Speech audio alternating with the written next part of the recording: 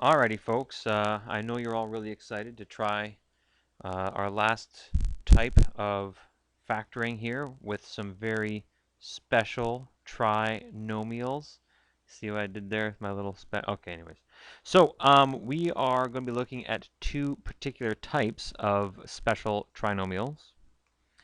Alright, so the first type of special trinomial we're looking at here is something called a difference of squares. Okay, and a difference of squares is a binomial, meaning there's only two terms, and then both terms are perfect squares. In other words, you can take the square root of them, and there's a subtraction sign between them, like we have, you see here. So x squared has a perfect square, and so does 16, and then put a subtraction sign between them, and boom, a difference of squares. Factoring these is actually really quite easy, and so we'll do this one first, and then we'll look at perfect squares a little bit later. So this is only for a difference of squares, not a sum of squares. In other words, if you put a plus sign between those, it doesn't work. This only works for a difference of squares. So let's look at those here and how they come about. Take, for example, x plus 2 times x minus 2. If we do the binomial expansion here, in other words, multiply this out, you get x squared minus 2x plus 2x minus 4. And you collect like terms in the middle, and that middle term here, it cancels out to 0 because negative 2x plus 2x is just 0, leaving you with x squared minus 4. In other words, a difference of squares. And that works for any two binomials multiplied together. Look at how these are related here, okay? They're both x's and 2's, but one's a plus, one's a minus. Let's try a different one just to make sure. Okay, so 4a minus b times 4a plus b. They're exactly the same, just one's a plus, one's a minus. Let's do the binomial expansion here. Here's the first step.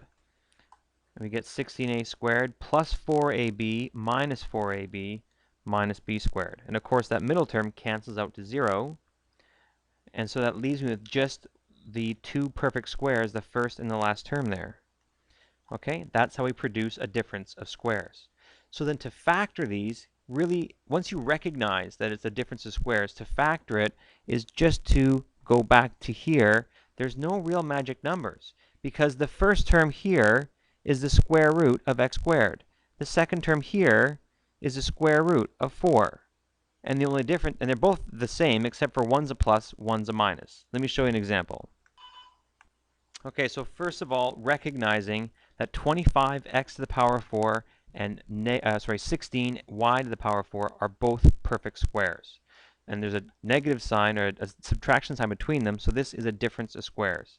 So to factor it, all I'm telling you to do is just write the square root of each of those. In other words, 5x squared and 4y squared.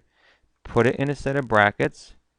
Repeat 5x squared and 4y squared, and then just put a plus sign in one and a minus sign in the other. And that's it.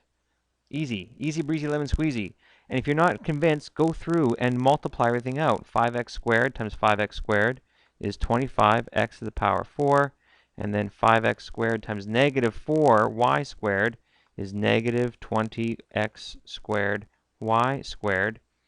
4y squared times 5x squared is plus 20x squared y squared, and then minus 16y to the power of 4. Those cancel out to 0, and I get this all over again. So there you go. It does work.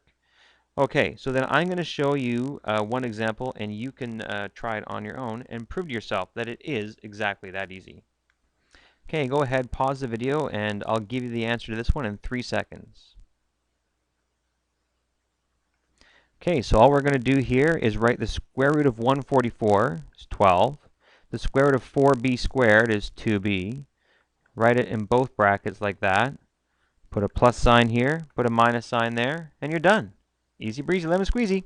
So, oh, I said that joke already. Dang it, I wish I could edit this. Anyways, here's one more for you to try. A little trickier, see if you can get it. Oops, I forgot. This is actually not factored out completely. I should probably backtrack because I can factor out something from the beginning here. I know, even I make mistakes once in a while. But yeah, you can factor out a 4 at the very beginning. You still get a difference of squares, which is 4 times 6 minus b and 4 times, times 6 plus b. And so that's the same thing there. Next video, we'll do a different example.